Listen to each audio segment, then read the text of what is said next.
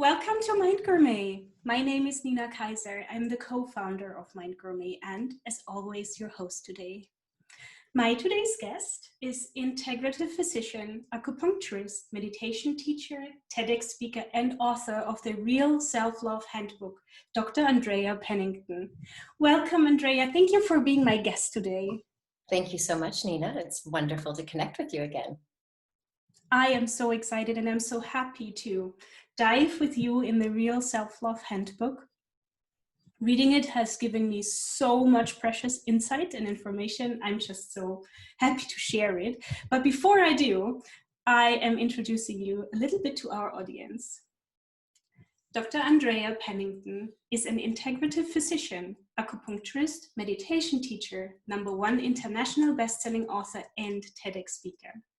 With her extensive medical expertise and training in trauma recovery combined with her experience in traditional Chinese medicine and acupuncture, Dr. Andrea helps people to build resilience, reclaim vitality, and thrive despite the inevitable trauma and drama life brings. Integrating ancient wisdom with modern science, she empowers people to develop personal mastery of mind, body, and soul by developing the innate ability to heal while reconnecting to the authentic self. As a sought-after media personality, Dr. Andrea has shared her empowering insights on holistic healing and resilience on the Oprah Winfrey Show, The Dr. Oz Show, ITV This Morning, CNN, The Today Show, Lux TV, Thrive Global, and Huffington Post, and as a news anchor for Discovery Health Channel. She proudly shares insights on conscious relationships with Our Love, a spiritual-based conscious connection platform developed by Rhythmia, which helps people find a spiritually aligned soul connection. Dr. Andrea's latest book, The Real Self-Love Handbook, includes her proven 5-step framework, the Cornerstone Process, which she has taught around the world to guide people on a journey of conscious evolution, providing a framework for recovering from trauma and adverse childhood experiences and integrating insights gleaned from sacred ceremonies, psychotherapy, and self-help work. Yay, thank you for the introduction. I would love you to take us on a little journey, if that's okay for you, so that we know what inspired you and led you to writing the Real Self-Love Handbook. Yes, well, this has been a lifelong journey, to be honest. I grew up kind of always having this sense of not being good enough. And I probably didn't have those words. I wouldn't have said, oh, I don't love myself. But dealing with kind of that low grade sense of just not enoughness and depression ultimately led me in my early career to really want to get out of life. I mean, the depression was so severe that I just felt like I didn't even want to go on. And for me, I happen to have a spiritual belief that prevented me from doing anything about not wanting to leave. So suicide is not an option for me personally. And so I felt like when I really got to rock bottom, I had to find solutions. And this book is really all of the solutions that I found over the last 15 years for myself that got me out of depression. It allowed me to find who I really am and love myself. And I've now been teaching it around the world and guiding other people through the same process because I found out kind of late in life that I wasn't alone. I mean, I hid the fact that I had this depression. I never would have told anyone that I was worried that someone would find out that I wasn't good enough or smart enough because I had achieved a lot. I was very driven. I was very focused on accomplishment, but I didn't ever feel like that made me like feel good. And it never gave me that sense of confidence that, okay, I've made it. And so I would have never told anyone that until, you know, I did hit rock bottom. And that's when I started to open up and I found out there are so many people dealing with these same feelings for a variety of reasons. And so that's what inspired me to write the book, to help other people get free from that suffering and to reconnect with the authentic self, which, you know, it's a spoiler alert, you are totally lovable no matter what happened in your past, no matter what you've been programmed to think about yourself or doubt about yourself. You are lovable, and that's what I'm here to help people realize. This is so beautiful, and I believe all the reason you shared why that led you to write this book were probably also the reasons why I felt so seen when I read it. And isn't it so interesting that sometimes when somebody tells us that we are so lovable the way we are, it's still that it doesn't feel totally true. Even though we know for the other person it's true, they're like, because they're not just trying to make a compliment. And I feel like it's so important to learn loving ourselves. And I find the 5 big parts of the self-love handbook that you call the cornerstone process they really feel in a way like a building that where one builds on the other and somehow makes it not only like cleanable but doable. And so before we dive into every of the 5 steps, is it possible that you are giving us a brief overview about the 5 and then we'll dive in? Sure. I'm so glad you've read the book, obviously, and really absorbed it. And I'm so glad that you say that, because that feeling of being seen and understood, and then having a step-by-step process where you can embody these new discoveries is really what I've intended to do. It's my aim and my hope. Because you're right, someone just telling you that you're lovable, or even just not even that, just telling you that you did something great, or that you're a great cook, or oh, you're such a great mom, or whatever. Sometimes just those words are hard for us to receive. And even if we try to do affirmations, Yes. it may not feel real. And so what I learned, even as a medical doctor, is we have to let it sink in to our being. We have to feel it. In other words, we have to have an experience of the truth, not just hearing it. It can't be an intellectual experience. It needs to be an embodied experience. And so what I realized for myself when I could sort of look back on the steps that I took to get free from depression, which did end in a very explosive out-of-body near-death experience. But what I discovered is you don't even have to have the near-death experience. There are these steps, and that feeling of building something actually comes from architecture. So the reason it's called the cornerstone process is because if you go back into the olden days, when architects were getting together to build a building, and usually it was like a major building in the town square, they created the cornerstone. And it even goes back to biblical times. But the cornerstone is said to be that first stone that's laid that gives it the foundation and the strength. But I found out something from a builder in America that I'd never read before.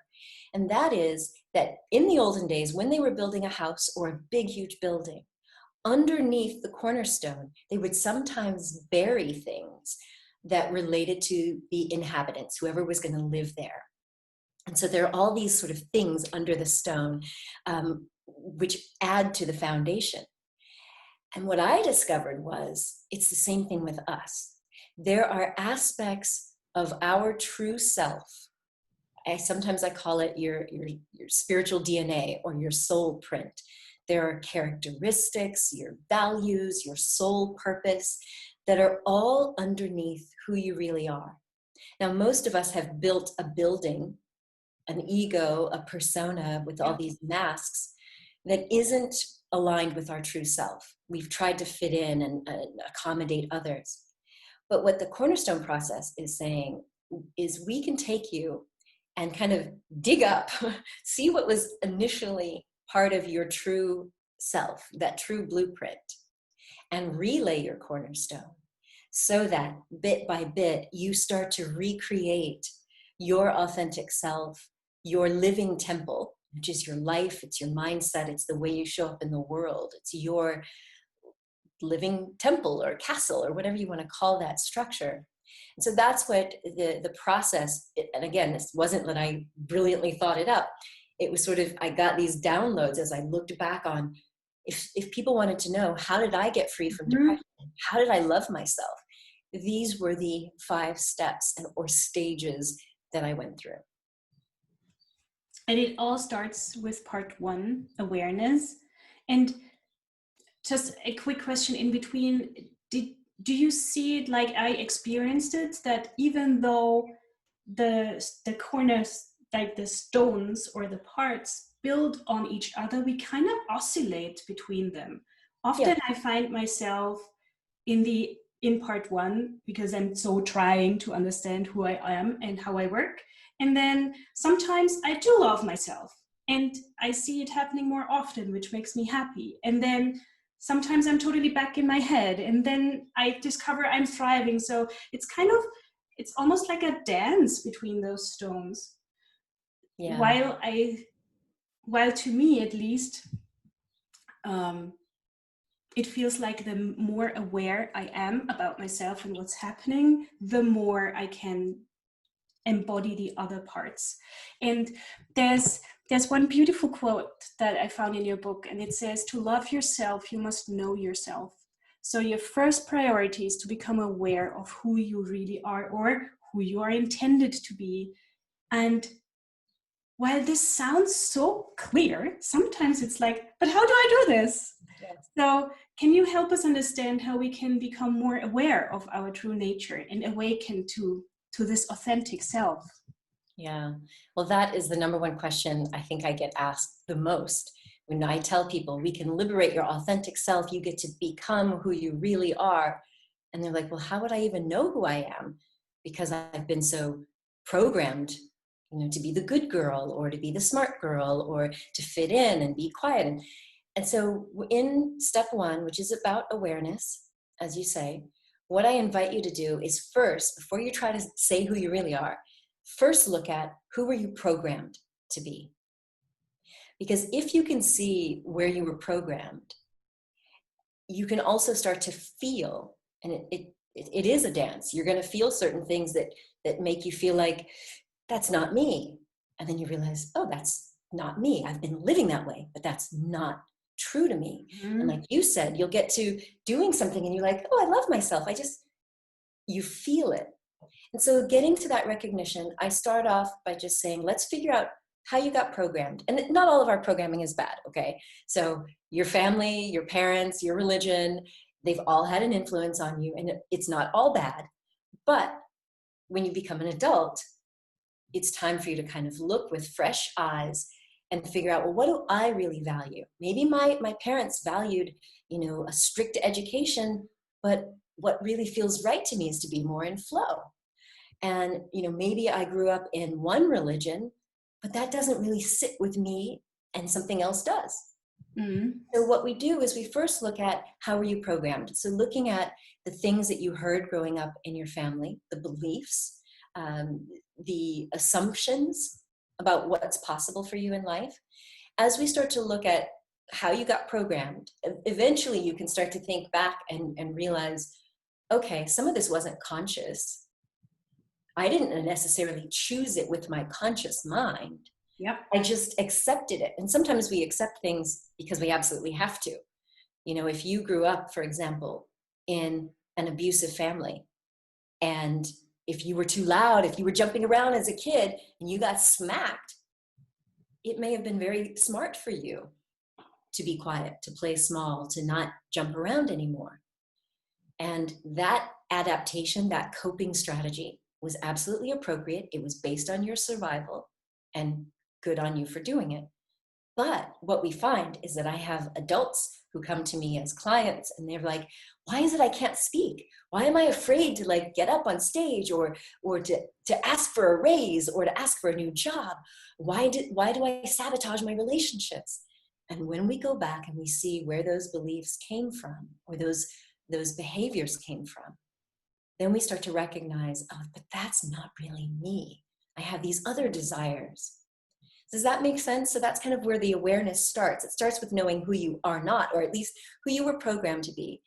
And then we take you through some steps, some questionnaires, as you know, to help you start identifying your energy profile, the things that are natural to you, like your strengths, your talents, your values, and your virtues. And then you start to tune in to say, yeah, that is me.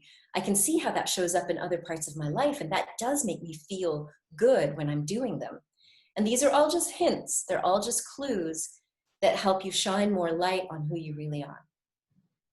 But such important ones. For example, one that I would like to mention, you have it in your book, and I find it so enlightening, is Nick Haynes' five energy tests from the Vitality Institute. It's like from the day on, I knew I was mostly earth and wood energy. It was like, so this is why I do this or this. It's really, really, and really. Isn't that beautiful? Because when you have understanding of who you are and what influenced you, then you can stop blaming yourself. You can stop saying, oh, I'm always going off and creating new things. I have a lot of wood energy, and that's one of the things we do, right?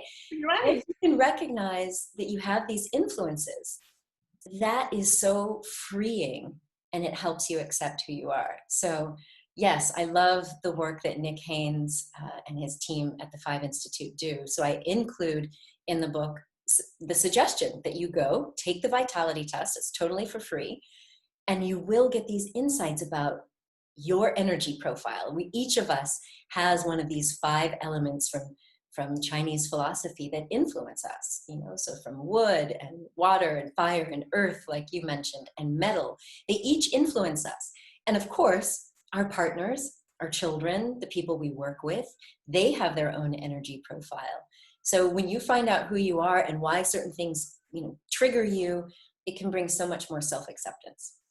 Yes, and I feel like with every bit of information that I can add to my knowledge and awareness about myself, the possibilities for transformation and change. It's like almost like to me it feels like we can change like the dial on the radio. And so to me it makes very much sense that part 2 is about transformation, because the more I know, the more it enables me to make changes. And you say you are just one decision away from living your life as your most authentic, audacious, awesome self. And this is so powerful, and it's something that I believe, and often I believe it's not true for me, because it's so interesting. Like it can feel so far, the change into what we want to move, but I do thoroughly believe that this is possible. And if I see it correctly in part 2, it's about learning how to accept who we are, and then reframing our tendencies into positive traits, and also learning how to kind of dance with the hater within this voice, or the voices, because they sound often very different, that tell us all those not so nice things. Yes, exactly. So step 2, after we leave awareness, we move into acceptance. And it's exactly as you say, once we start to realize how we were influenced, either by our parents or by our energy profile, then we start to realize, okay, maybe I couldn't change what happened in my past. Maybe I did something wrong in my past as well. But you get to a moment where you say, all right, I accept that those things happened. I accept that I'm not going to continue to stay in blame and judgment, because that's what weighs us down.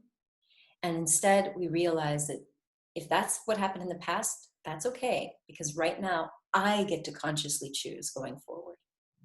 And that's what I mean by that. You're one choice away. It's about conscious choice, because you've always been choosing, just sometimes not consciously. And it doesn't mean that one choice is all of a sudden you're going to start dancing on on the ceiling. Yes. But it could be that one step, that one conscious choice that is leading you more and more and more into this path of being your true self. Yeah. And I think very, very importantly, it's necessary to know how to,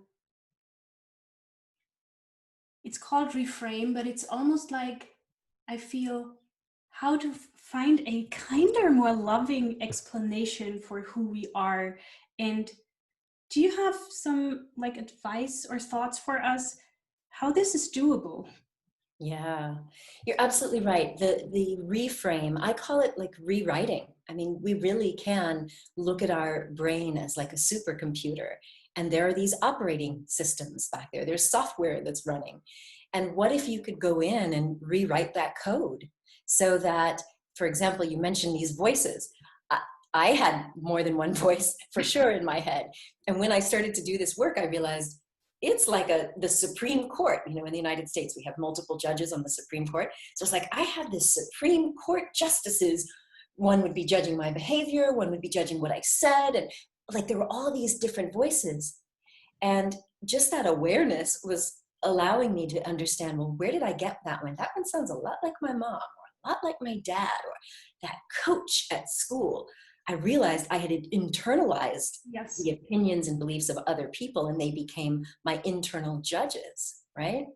And so, in going through that process, I was able to go back and say, okay, sure, that coach at school gave me a horrible grade and told me that I was not great in my presentation or whatever. Is it true then? Maybe. Maybe I really didn't do a great job. Okay. But does that have to be the truth now? Right. And so, in that reframing, we're able to speak literally to our inner child. You know, a great deal of part two in the book is about healing those wounds, having forgiveness for self and for others, treating ourselves with compassion.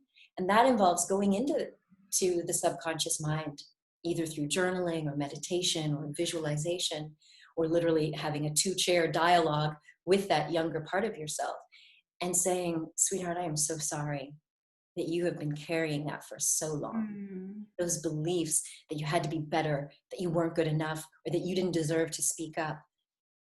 That may have been true then, but I'm here to tell you, as an adult, that's not true anymore. And so we can start to reframe and say, for who I am today and where I'm going into my future, this is my new reality. I do have a right to speak up. I am much more evolved and prepared than I was in 5th grade. And so it's about evolution. It's about this conscious evolution into a more authentic and lovable space. And so there are a lot of exercises in the book. And if people get the audiobook, you can also get a PDF so that you can do these exercises that help you to reframe or rewrite your own personal narrative, the story that you tell yourself about yourself that you may not have ever been aware of before. Yeah. And then, so in the way I have understood it reading your book, then it's actually time for part 3 that says, okay, now go practice. Like Yes.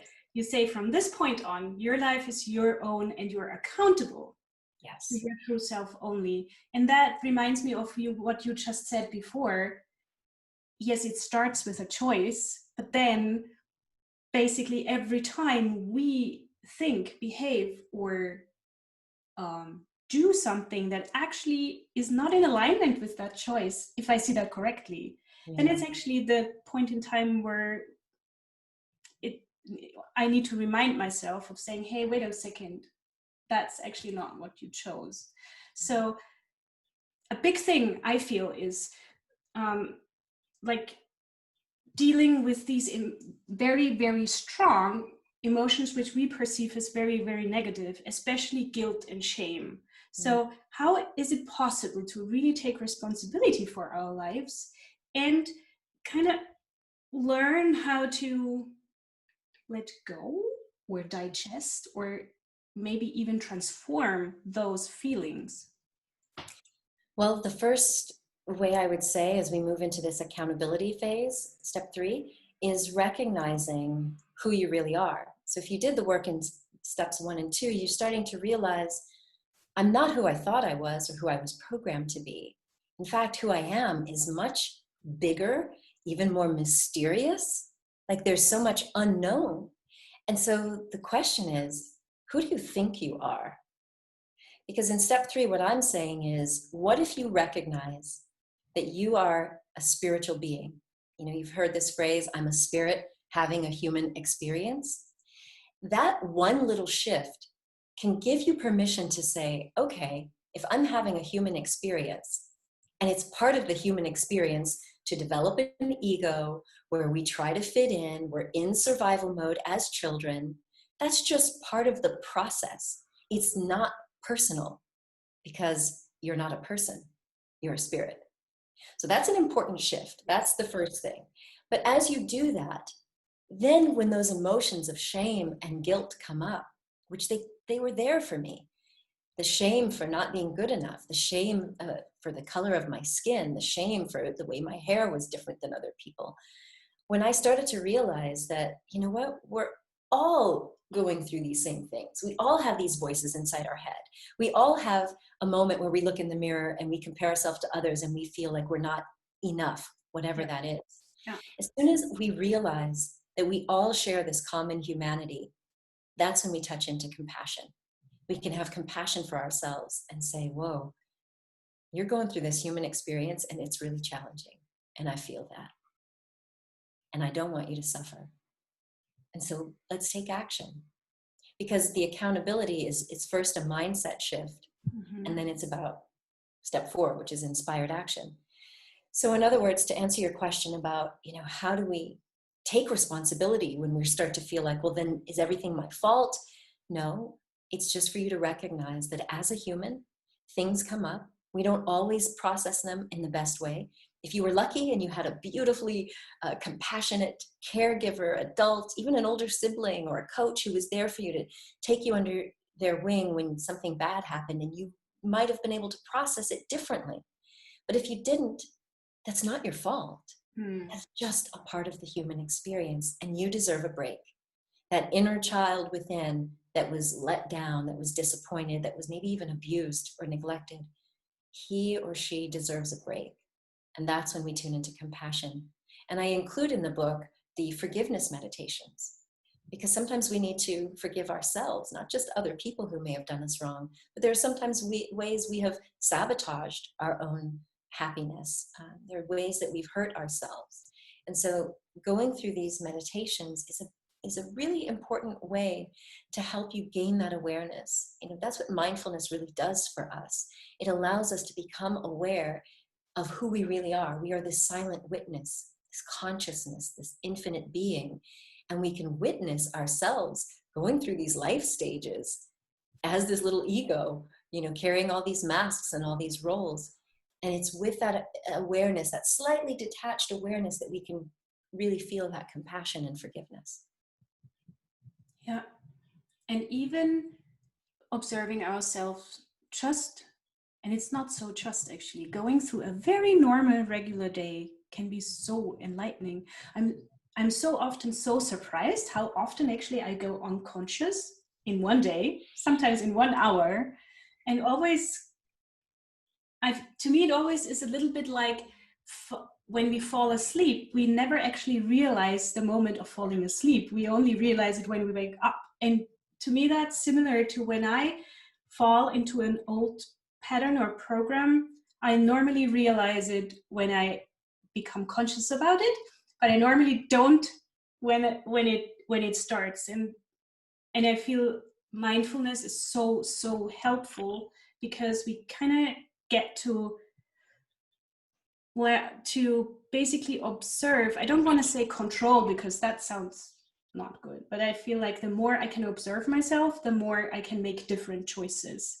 And in part 4, inspired action, you speak also about being or getting into a receptive state so we can receive guidance and inspiration. And I love this so much, because I feel like it's including our divine self. It's like, hey, there's more to me than just my human self. And how would you say, or do you have any advice for us how we can more tap into those states of inspiration that often seem like they happen to us, but we can't necessarily make them happen. Mm. Well, all of it is available to us with practice. So some people have literally been told most of their life that their feelings were wrong. So I personally happen to be an empath. I feel things. I'm also sort of clairsentient. I hear things, I see things. And there were times when I told someone that I had this like vision of something, and they're like, you couldn't have seen that. Mm. And I've had clients say, Mom, I really feel like we shouldn't go to this event. And the parents like, oh, you just don't want to go because of such and such. And so we hear these messages that downplay our innate, intuitive knowing. And so many people just don't trust it anymore, or they've turned it off. Now, me as an empath, I used to feel so much. I would feel energy. I would just look at someone and I could feel their emotions and see glimpses of their life and the pain. And it was so painful for me that I turned it off. I literally was like, God, I don't want this. This isn't a gift. This is a curse.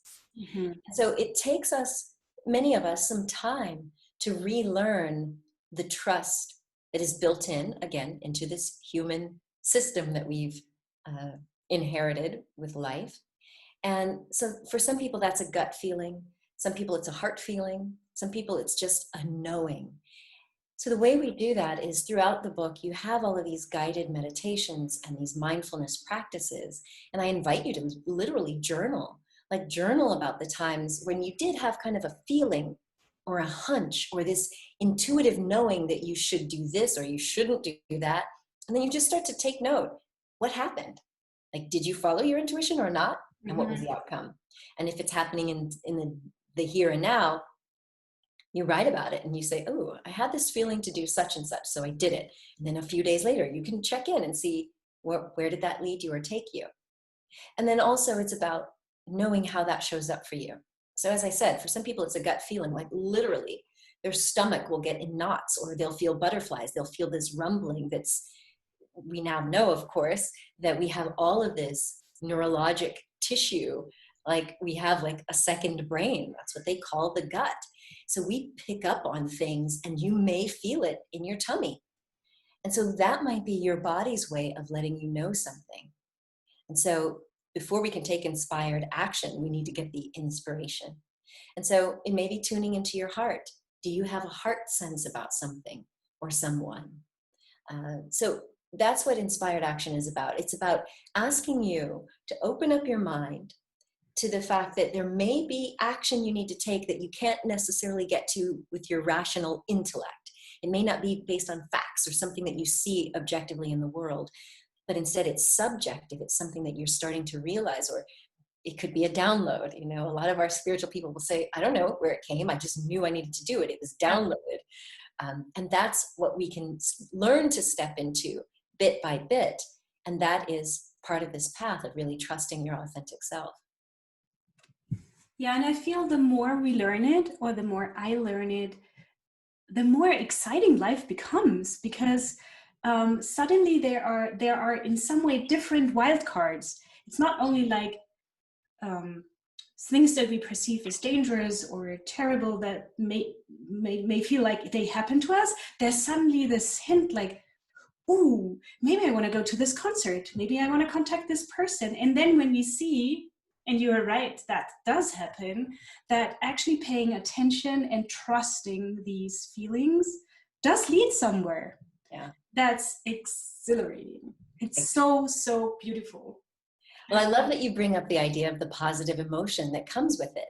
Because if you can notice it and it does bring up excitement or joy or this feeling of peace, those are clues for you. Those are things for you to clue into, to know, do I feel peace? Do I feel excited? So in other words, if you're not sure what that inspired action is, you can start to ask yourself, well, what do I feel when I think about taking this step? Or something appears and you're like, oh, I feel excited. Maybe that's because I've been led to this. You know, I recently did an interview with Dr. Mark Hyman. I don't know if you've yes, I've read several of his books.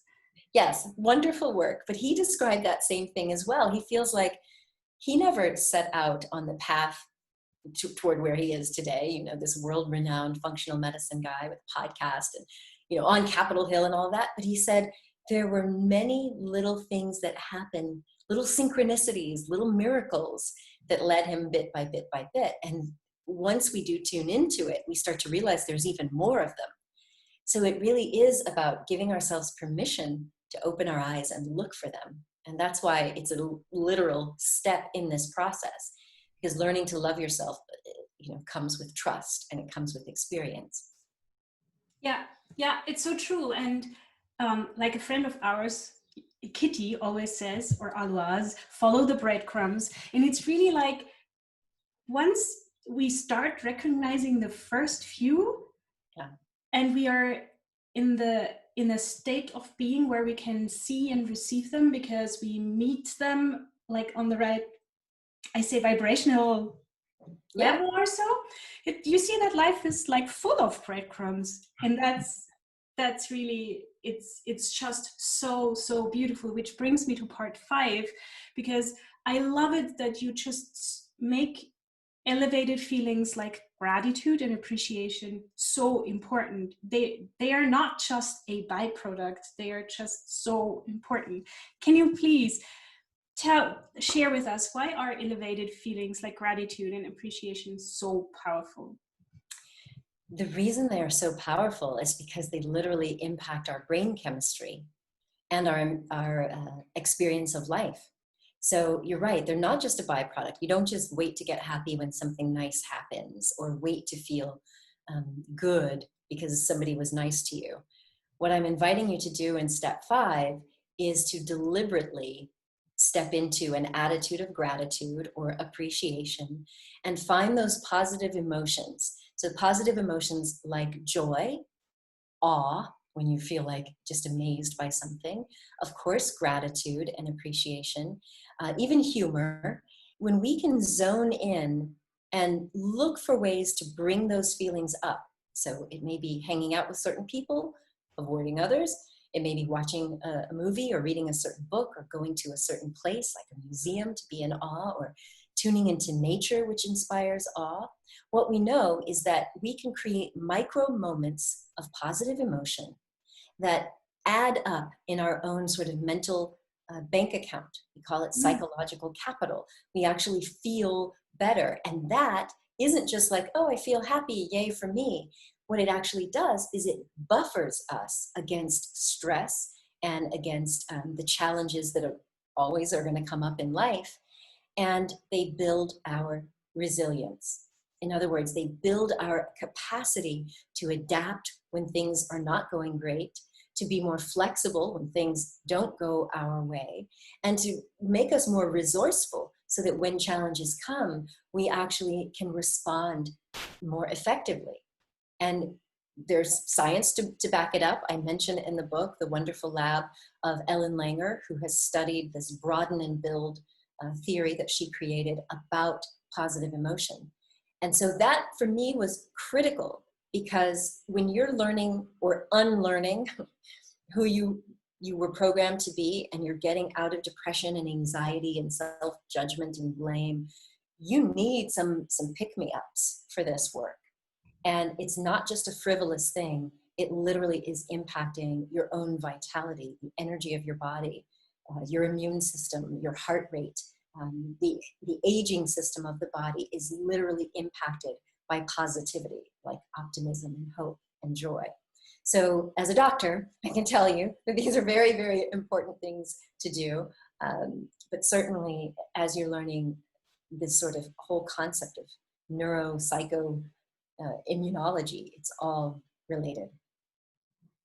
Yeah, and the more we take responsibility for our lives, or the more I do it, I'm realizing that it's not just a beautiful thing to have and feel. It's like part of my responsibility for my own health and well-being to learn how to embody these states of being more and more, because that also helps me to give more and more to others and to shine more and to inspire more. And it has really been a big shift for me to see that feelings are not only feelings, but they are really part of my health or absence of health. Yeah. And I love what you just said about being more generous and able to give to others. Because a lot of the people I work with, they feel like they always have to be taking care of other people and they put themselves last.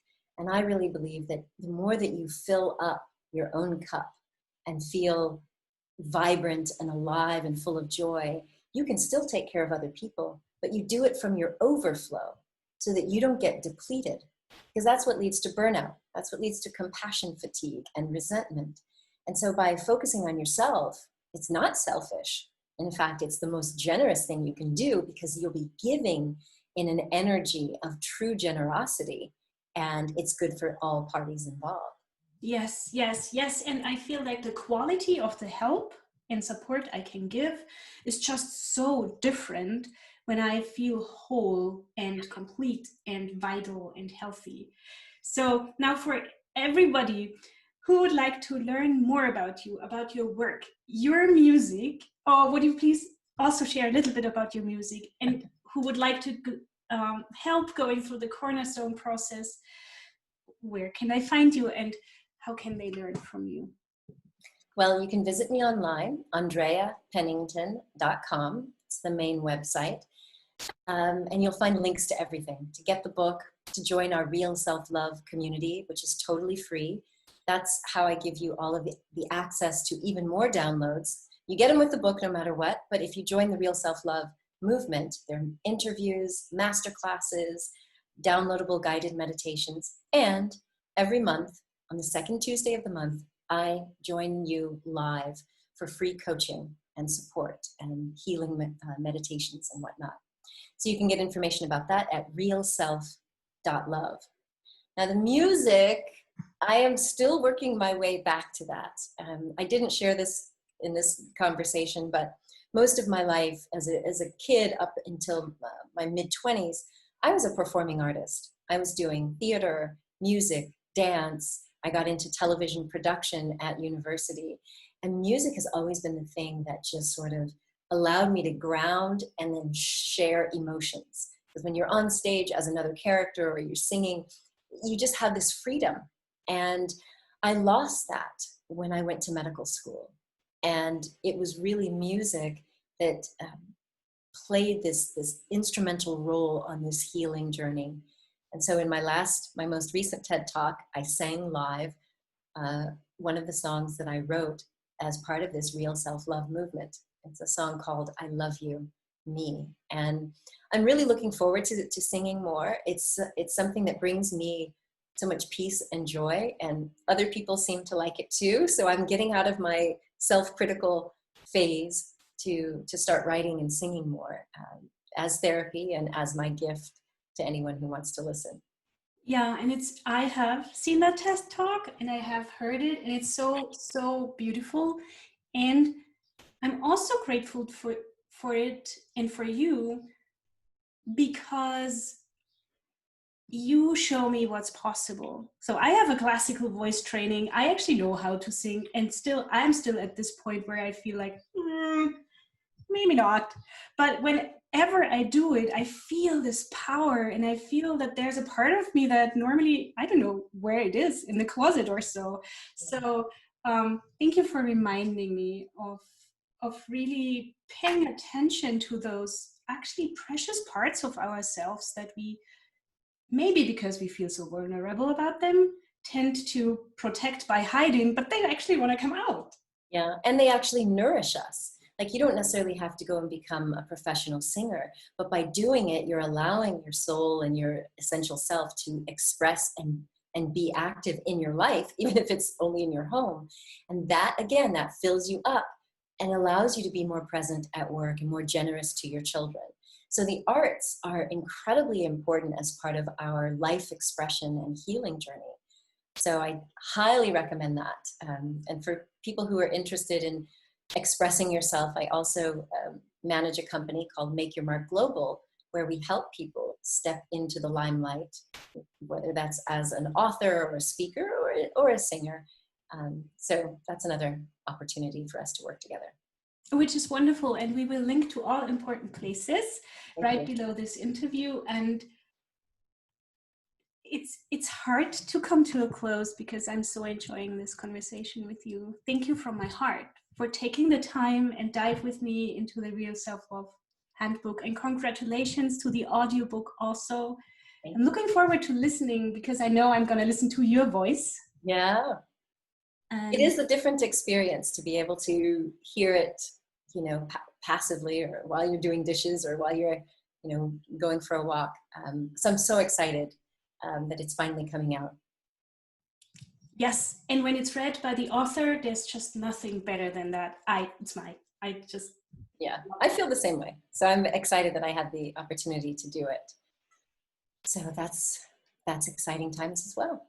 Yeah. So thank you so much for this, Nina. You have been such a wonderful presence in the background, encouraging me over these months. You know, 2020 has been very challenging, as you know, for me on a number of levels, besides the pandemic and, you know, dealing with certain loss and experiences. So I just really want to honor you for your presence and for your persistence, because it means the world to me. It really, really does. Thank you.